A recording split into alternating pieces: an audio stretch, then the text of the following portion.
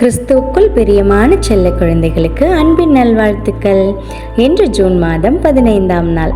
இன்று தேவன் உங்களோட பேசுறதுக்காக ஒரு விசேஷமான பரலோக மன்னாவை கொடுத்திருக்காங்க. இன்றைய மன்னா கொலோசையர் 3ஆம் அதிகாரம் 3ஆம் வசனம். நீங்கள் மரித்தீர்கள், உங்கள் ஜீவன் கிறிஸ்துவுடனே தேவனுக்குள் மறைந்திருக்கிறது. இதுக்கான விளக்கம் என்னன்னா, ஆதாம் தேவனுக்கு கீழ்ப்படியாம போனதுனால இந்த உலகத்துல எல்லா மனுஷங்களுக்கும் தேவன் மரண தீர்ப்பு கொடுத்துட்டாங்க. அது காரணமா தேவன் நம்மளை எல்லாரையும் மரித்தவர்களாக தான் பார்க்குறாரு. அது மட்டும் இல்லாமல் படிப்படியாக மறிச்சுக்கிட்டே இருக்கிறவங்களாவும் நம்மளை பார்க்குறாரு தேவன்.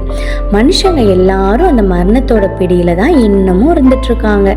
ஆனால் யார் யாரெல்லாம் இயேசு கிறிஸ்துவுக்கு சொந்தமாக மாறுறாங்களோ அவங்கள தேவன் அப்படி பார்க்கறதில்ல. கிறிஸ்துவை சேர்ந்தவர்கள் இவங்க ஒரு புதிய ஜீவனை பெற்றதாக தான் தேவன் கன்சிடர் பண்ணுறாங்க. இது ஒரு புதிய வாழ்க்கையோடைய ஆரம்பம்னு தேவன் பார்க்குறாங்க.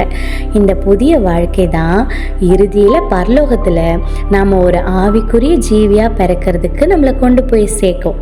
அதாவது நாம் கிறிஸ்துவை பின்பற்றி நடக்கும்போது நம்முடைய பழைய உலக பிரகாரமான வாழ்க்கை இருக்கு இல்லையா, அதை தேவன் முற்றிலுமாக முடிவுக்கு கொண்டு வந்துடுறாங்க.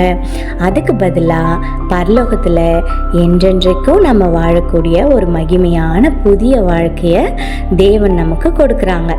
எனவே குழந்தைகளே, நாம் கிறிஸ்துவுக்குள்ளே இருக்கும்போது இந்த மரணத்தை குறித்து பயப்படவே தேவை கிடையாது.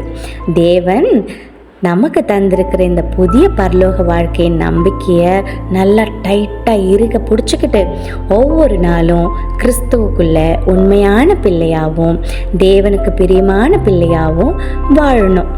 ஓகே குட்டீஸ், இந்த மன்னாவை இன்னும் தெளிவாக புரிஞ்சுக்க உங்கள் பைபிள் எடுத்து ரோமர் 6ஆம் அதிகாரம் 8ஆம் வசனத்தை வாசிங்க. இன்னைக்கு ஃபுல்லாக புதிய பரலோக வாழ்க்கையின் நம்பிக்கையை பற்றி மனசுக்குள்ளேயே தியானம் பண்ணுங்க. ஓகே குட்டீஸ், இன்னைக்கு இந்த மன்னாவோட சந்தோஷமா இருங்க. இன்னைக்கு நைட் ஒரு சூப்பரான வேதாகம கதையோடு நம்ம சந்திப்போம். எப்பவுமே தேவனுக்கோ கிறிஸ்துவுக்கோ பிடிச்ச சமத்து பிள்ளைங்களா இருங்க. பாய் குட்டீஸ்.